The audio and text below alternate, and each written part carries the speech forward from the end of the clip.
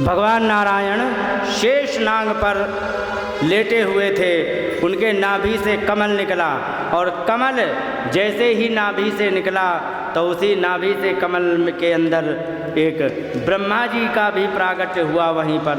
और जब ब्रह्मा जी का प्रागट्य हुआ वहाँ पर तो ब्रह्मा जी के प्रागट्य होने पर अब वे सोचने लग गए अब हमें करना क्या है। उन्हें स्वयं समझ में नहीं आ रहा था करें तो क्या करें। और जब उन्होंने देखा कि हमें समझ में नहीं आता है कि मुझे करना क्या है तो चारों तरफ देखने लग गए कि मैं हूँ कहाँ। तो सभी जगह जल ही जल दिखाई पड़ा और जल ही जल जब दिखाई पड़ा तो कमलनाल पकड़ के नीचे के लिए उतरने लग गए। और जब नीचे उतरे तो उतरते चले गए लेकिन उसका अंत नहीं मिला। फिर वे हार थक के फिर ऊपर पहुँच गए। अब वहाँ पर विचार करने लगे कि हमें करना क्या है। तब वहाँ पर आकाशवाणी हुई और आकाशवाणी में कहा गया कि सचिंतयन् द्वैक्षरमेकदाम्भ त्युपासनो दुर्गदितं वचो विभो स्पर्शेषु यत् षोडशमेकविंशं निष्किंचनानां नृपयद्धनं विदुः। इस प्रकार से विचार कर ही रहे थे कि मैं कौन हूँ, कहाँ से हूँ, क्या करना है, समझ में नहीं आता। तो वहाँ पर आकाशवाणी हुई और आकाशवाणी जब वहाँ पर हुई चिंतन करते हुए तो आकाशवाणी में 2 अक्षर का एक शब्द वो भी 2 बार सुनाई पड़ा। अब ये 2 अक्षर कौन से हैं ये भी सुन लो। तो कहा कि स्पर्शेषु यत् षोडशम एकविंशम। स्पर्श वर्ण वो होते हैं जो 5 वर्ग में होते, जैसे का वर्ग, चा वर्ग, टा वर्ग, ता वर्ग, पा वर्ग। ये 5-25 अक्षर जो होते हैं ये स्पर्श वर्ण होते हैं। और इनमें इन 25 अक्षरों में 16वां अक्षर सबसे पहले बताया, षोडशम 16वां। तो 16वां अक्षर कौन निकला? का वर्ग में पूरे होते हैं अक्षर 5 और चा वर्ग में अक्षर होते हैं पूरे 5 और टा वर्ग में अक्षर हो गए पूरे 5। तो ये तीनों मिला दिए जाए तो हो गए 15 अक्षर। और 15 का अगला अक्षर 16वां निकला ता। ठीक है, और वो ता हो गया एक। और फिर एक 21वां अक्षर सुनाई पड़ा तो ता वर्ग में भी 5 जोड़ दिए जाए तो हो गए 20। तो फिर अगला अक्षर निकला उसका पा। तो ता और पा दोनों को मिला दो, क्या लिख गया है? तप। हाँ सही है।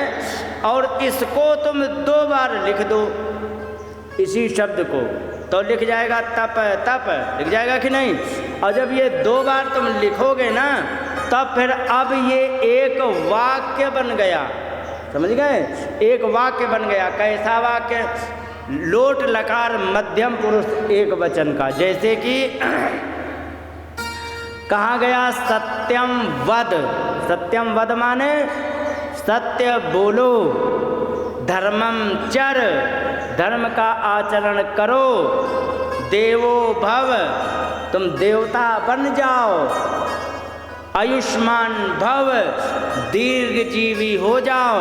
ठीक है, इसी प्रकार से तपः तप माने तपस्या करो, समझ गए? और यही एक तपस्या करके यहाँ पर उन्होंने करने को बताया। और जो है क्या कई निष्किंचना नाम नृपयद्धनम विदुः। निष्किंचन लोगों का सर्वश्रेष्ठ धन जो तपस्या है उसके लिए आज्ञा की। तो तपस्या से क्या क्या होता है? तो तपस्या से सब कुछ हो जाता है। तुलसीदास जी कहते हैं यहाँ पर कि तपस्या से क्या क्या हो जाता है। तप बल रचई प्रपंच विधाता,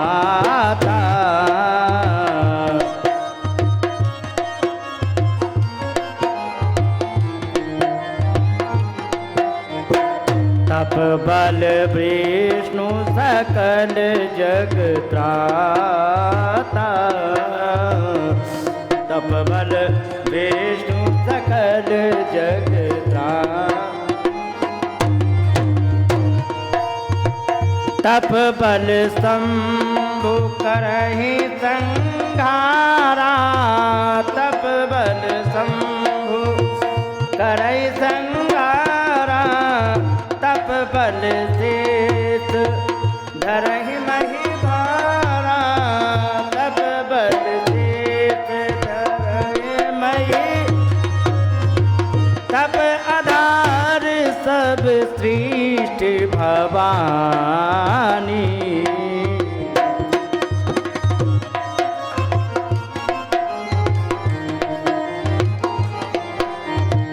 करए जाए तप अति जिय जानी, करहे जाए तप अति जिय जानी।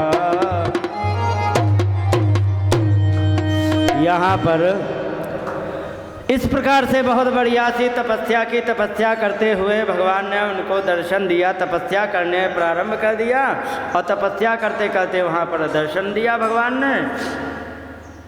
और ददर्श तत्राखिल सात्वतां पते श्रियापतिम यज्ञपतिम जगतपतिम, वहाँ पर भगवान ने उनको दर्शन दिया। दर्शन दे करके वहाँ पर तम प्रीयमाणस्य समुपस्थितं तदा प्रजा विसर्गे निज शासनार्हणं, बभाष ईषत् स्मित रोचिषा गिरा, प्रियम प्रियः प्रियम प्रीत मना करे प्रसन्न।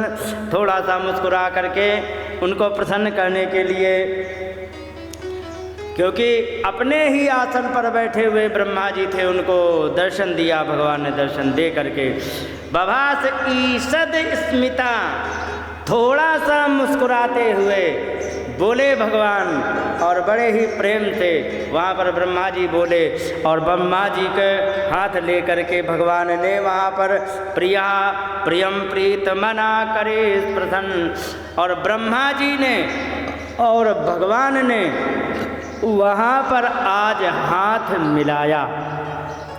सबसे पहला हैंड शेक यदि संसार में कभी हुआ तो भगवान नारायण और ब्रह्मा जी का हैंड शेक हुआ।